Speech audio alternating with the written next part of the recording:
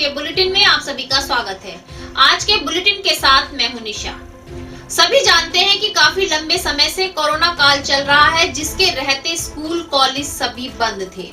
केवल बच्चों की ऑनलाइन पढ़ाई चल रही थी। ऑनलाइन पढ़ाई का जो जरिया है वो बच्चों को समझ में ही नहीं आ रहा है। सबसे बड़ी बात यह है कि ऑनलाइन पढ़ाई से केवल 50% बच्चा ही पढ़ पा रहा है, क्योंकि बहुत से परिवार गरीब हैं जिनके पास पूरे परिवार में एंड्रॉइड फोन केवल एक है या है ही नहीं, जिसके रहते बच्चों की पढ़ाई नहीं हो पा रही है, सुचारू रूप से पढ़ाई नहीं चल पा रही है। जैसे कि अभी 19 नवंबर से 9 to 12 के कॉलेजेस खोलने के जो है आदेश दिए गए हैं, उसमें पेरेंट्स की अनुमति मांगी गई है, लेकिन पेरेंट्स भी अभी इतने जागरूक नहीं हैं और कोरोना महामारी से इतने डरे हुए हैं कि अपने बच्चों को स्कूल भेजने से डर रहे हैं और अनुमति नहीं दे रहे हैं, जिसको लेकर आज हमने कई स्कूलों में बात भी की। अब ये मैं आपको न्यूज दिखाऊंगी कि उनका कहना है कि जिस तरीके से पेरेंट्स अनुमति नहीं दे रहे हैं तो बच्चों की संख्या भी स्कूलों में नहीं पहुंच पा रही है, कम संख्या आ रही है, लेकिन ऑनलाइन काम कराने में स्कूल वालों को भी परेशानी है। जी हाँ, ये तो एक सही बात है कि बहुत से सब्जेक्ट ऐसे होते हैं कि जो जब तक पेरेंट्स और स्टूडेंट या टीचर और स्टूडेंट सामने ना हो, जब तक वो सब्जेक्ट क्लियर नहीं हो पाते, और यही परेशानियों का सामना बच्चों को भी और अध्यापकों को भी करना पड़ रहा है। इस ऑनलाइन पढ़ाई के जरिए बच्चे पढ़ तो जरूर रहे हैं, लेकिन उनकी जो नॉलेज है वो आगे नहीं बढ़ पा रही है। केवल 1 साल बचाया जा रहा है, नॉलेज नहीं बढ़ पा रही है, तो बहुत सारी परेशानियों का सामना करना पड़ रहा है। काफी लंबी समय ऐसा हो चुका है कि बच्चे ऑनलाइन के माध्यम से पढ़ रहे हैं, लेकिन कुछ का कहना ये भी है कि ऑनलाइन पढ़ाई की जा रही है, लेकिन मजबूरी में वो लोग नहीं कर पा रहे हैं, क्योंकि फोन अवेलेबल नहीं है। बहुत सारे परिवार गरीब भी हैं। तो मैं भी अपने मेरठ दर्शन चैनल के माध्यम से अपील करना चाहूंगी कि ऑनलाइन का जरिया पढ़ाई का तो है, लेकिन जितना पढ़ाया जा रहा है उतना तक ही रहे, आगे अपने आप स्टडी करें, क्योंकि कोरोना से बचना बहुत जरूरी है। यदि हम सब स्वस्थ होंगे तो आगे भी पढ़ सकेंगे, आगे अपनी नॉलेज बढ़ा सकेंगे, लेकिन यदि हम कोरोना जैसी महामारी से ग्रस्त हो गए तो शायद ही हम अपने परिवार और अपनी रक्षा कर सकेंगे। MD paramedical and hotel management institute Bharat सरकार द्वारा मान्यता प्राप्त। छात्र छात्राओं के उज्जवल भविष्य के लिए paramedical diploma degree certificate course, hotel management diploma degree course प्रवेश प्रारंभ। Shraddhapuri, Kankarkhera, Meerut. MD paramedical and hotel management institute लाया है एक ही छत के नीचे छात्र छात्राओं का उज्जवल भविष्य। Hotel management diploma degree course व nursing, dental, first aid, lab, OT, x ray diploma degree course. Shraddhapuri, Kankarkhera, Meerut. 9760141320। आज के समाचारों के प्रायोजक हैं खेमचंद पहलवान, पूर्व सदस्य Uttar Pradesh Congress committee, Arvind Kumar Gupta, Marwari Bhoj, metro plaza, Delhi road, Meerut, doctor Bina Rani Agarwal, समाज सेविका, माधुरी डांस एकेडमी, पल्लवपुरम, मेरठ। अब नजर डालते हैं आज की हेडलाइंस पर, जिसके प्रायोजक हैं जूम डिजिटल मूवी वर्ल्ड। लापरवाही की भेंट चढ़ रहा है मेरठ, बढ़ रहा है कोरोना का कहर, रोज बन रहा है नया रिकॉर्ड। कोरोना से मरने वालों का आंकड़ा बढ़ने से मचा हड़कंप। एक हफ्ते पहली घटना को लेकर थाना कंकड़खेड़ा रोहट्टा रोड में कोचिंग संचालक आभास त्यागी के आवास पर कुछ बदमाशों ने की ताबड़तोड़ फायरिंग। आभास त्यागी को पेट में लगी गोली, वीडियो हुई वायरल। घायल को अस्पताल में किया भर्ती, बदमाशों की नहीं हुई अभी भी गिरफ्तारी। थाना फलादा क्षेत्र के रसूलपुर गांव में 17 नवंबर को घर पर ब्लास्ट की वजह से पूरा ग्राम सहमा, जिसकी उच्च स्तर पर जांच कराने की मांग को लेकर आज विश्व हिंदू परिषद बजरंग दल के कार्यकर्ताओं ने जिलाधिकारी के माध्यम से मुख्यमंत्री को भेजा ज्ञापन। आगामी MLC चुनावों के लिए नामांकन आज समाप्त हो चुका। आज सभी के नामांकन पूरे हो चुके। अब वोटरों को लुभाने का काम किया जा रहा है। जी, नलिन कुमार श्रीवास्तव जनपद न्यायाधीश का जनपद मेरठ से स्थानांतरण होने पर मेरठ बार एसोसिएशन द्वारा सम्मान में दिया गया विदाई समारोह, जिसमें मेरठ बार एसोसिएशन के सभी पदाधिकारी व कार्यकर्ता रहे मौजूद। मेरठ बार एसोसिएशन के आगामी चुनाव 2020-21 संपन्न कराने हेतु आज किया गया नामांकन। अध्यक्ष पद के लिए महावीर त्यागी, उपाध्यक्ष पद के लिए यशोदा यादव, महामंत्री पद के लिए सचिन चौधरी ने कराया अपना नामांकन। 26 नवंबर को होगा मतदान व 27 नवंबर को होगी मतगणना। ऑनलाइन शिक्षा से नहीं हो पा रही ठीक से पढ़ाई, सभी बच्चों के पास नहीं है स्मार्टफोन व स्कूल खोलने को लेकर अभिभावकों की सहमति पर लगानी चाहिए रोक। अभिभावकों में है जागरूकता की कमी, इसलिए बच्चे नहीं पहुंच पा रहे स्कूल। इतनी सख्ती के बाद भी गैस सिलेंडर में चल रही घटतोली की शिकायतें नहीं हो रही कम। आज भी मानसरोवर कॉलोनी से गैस सिलेंडर में गैस कम आने व सिलेंडर पर लिखा वेट कम करने की शिकायत आई सामने। माधवपुरम वार्ड 48 में 2 महीने से सड़कों पर लगी स्ट्रीट लाइटें हैं खराब। शाम होते ही पसरता है घनघोर अंधेरा, घर से निकलने में होती है दहशत। रोज बढ़ रही है चोरी की घटनाएं। पार्षद व नगर निगम से कई बार की शिकायत, अभी तक नहीं हुई कोई भी सुनवाई।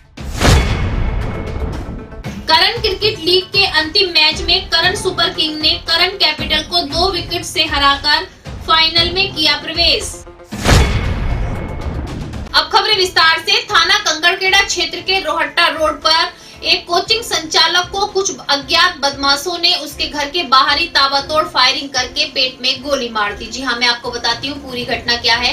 अभी 1 हफ्ते पहले एक उसी क्षेत्र में रहने वाले एक व्यक्ति की हत्या कर दी गई थी, जिसमें अभय त्यागी और उसके छोटे भाई को जेल भी हुई थी। अब जेल से छूटने के बाद जैसे ही अभय त्यागी कोचिंग संचालक घर पहुंचते हैं, कुछ समय बाद ही कुछ अज्ञात बदमाश उनके घर के बाहर आकर ताबड़तोड़ फायरिंग करते हैं, जिससे अभय त्यागी के पेट में गोली लग जाती है। अभय त्यागी जो कोचिंग संचालक है, उनको अस्पताल में भर्ती कराया जाता है, उनका उपचार चल रहा है, लेकिन अभी तक बदमाशों की सूचना नहीं मिल पाई है और बदमाशों को गिरफ्तार नहीं किया गया है। पुलिस छानबीन में लगी हुई है। थोड़ा सा बता दो। कोचिंग के आगे फायरिंग कर रहे थे यार, हम टीचर थे, पढ़ा रहे थे। अच्छा ऐसा फायरिंग करी 3-4 देखा तो फायर कर दिया। आपका क्या नाम है? अंकित शर्मा। कोचिंग किस नाम से आपका? आरफ मुझे गोल्डन में पढ़ा रहे हो या? हाँ टीचर है दोस्तों में। गोल्डन में हाँ। एक गोली कहाँ लगी है? खास बात बताता हूँ। गोली ये रचे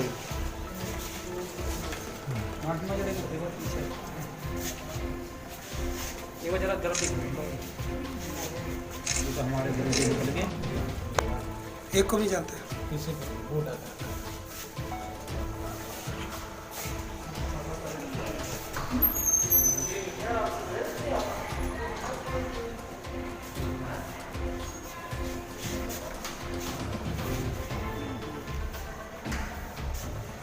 मैं बता देना अब तो गोल्डन में नहीं सर 9th साइंस।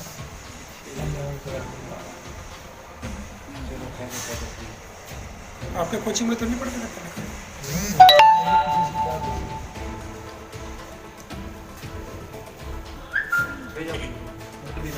आप पूछताछ कर लो थोड़ी सी और।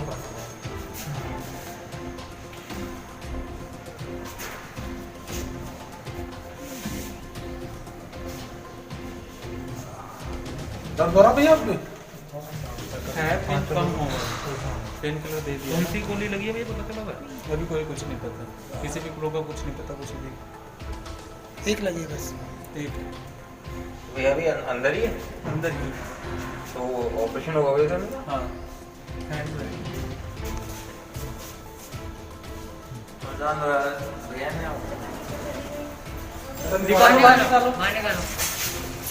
ये कंकड़खेड़ा थाने का प्रकरण है। 4-5 दिन पहले एक सूचना प्राप्त हुई थी, जिसमें एक व्यक्ति ने बताया कि हम ट्यूशन पढ़ा रहे थे बच्चों को, उस समय कहीं से एक छर्रा आके हमको लगा।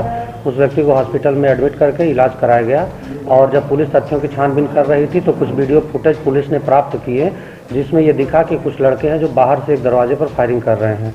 छानबीन में सामने निकल कर आया कि एक आभास त्यागी नाम का व्यक्ति है जो हत्या में जेल गया था, कुछ समय पूर्व ही उसकी जमानत हुई है। उसके ऊपर फायरिंग करने आए थे 4 लोग और रिकोचित होकर ये गोली बगल का जो एक दुकान थी जिसमें टीचर पढ़ा रहे थे उनको छर्रा लगा हुआ था। अभियुक्तों की पहचान हो गई है और इसमें पुलिस अपनी कार्रवाई सुनिश्चित कर रही है।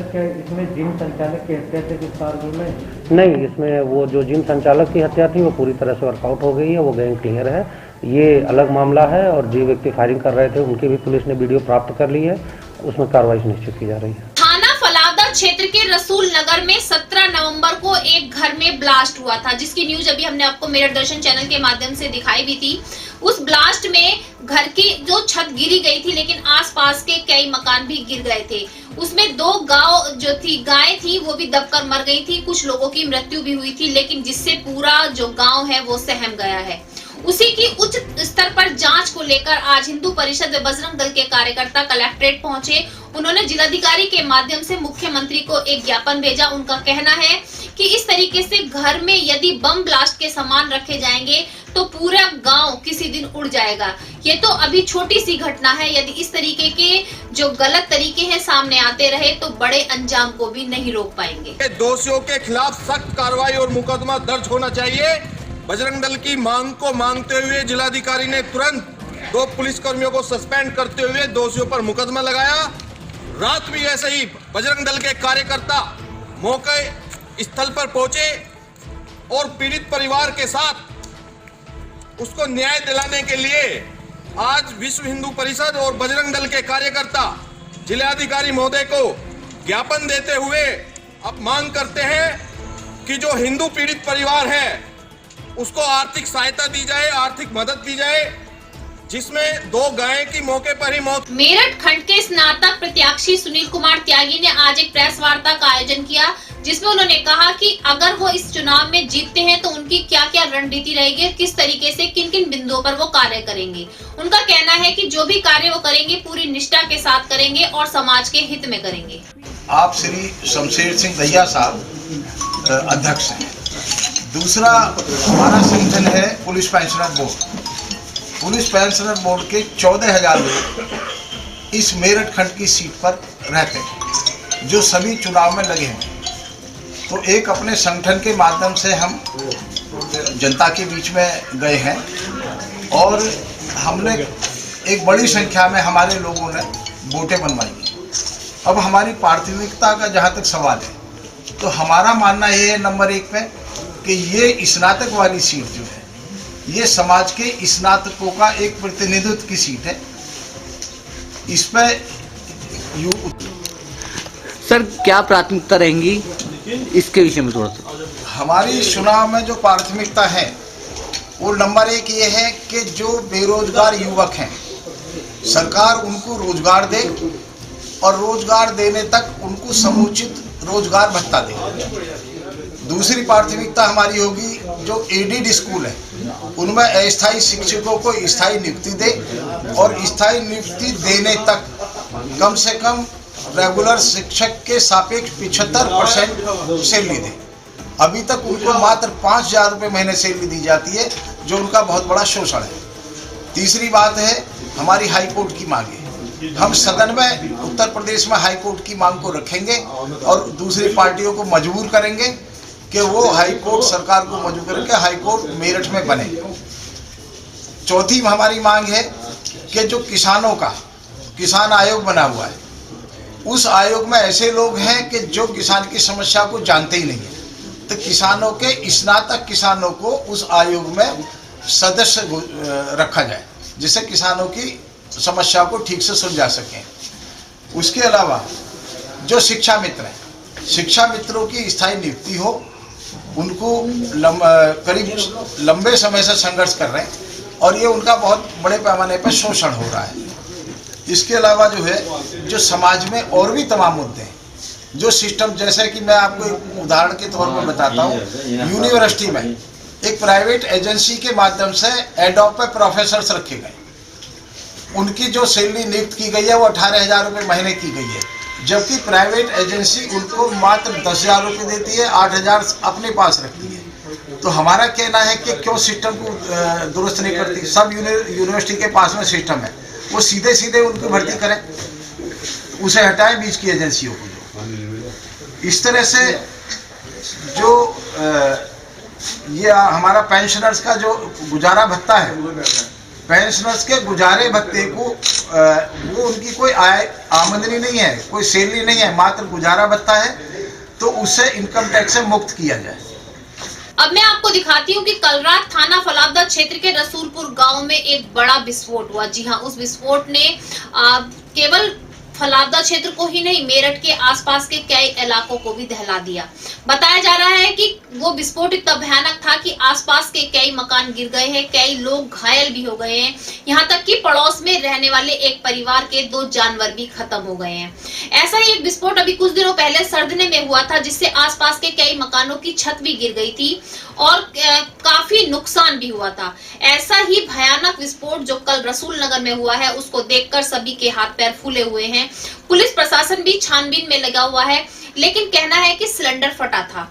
लेकिन सिलेंडर फटने का भी आशंका नहीं जताई जा रही है, क्योंकि जब तक पूरी तरीके से जांच नहीं हो पाएगी, फोरेंसिक टीम जांच में लगी हुई है, तब तक कुछ नहीं कहा जा सकता। लेकिन यदि ये कोई बारूद से फटने वाला धमाका था, तो ये बारूद इतना आया कहां से, इस पर भी पुलिस जांच कर रही है।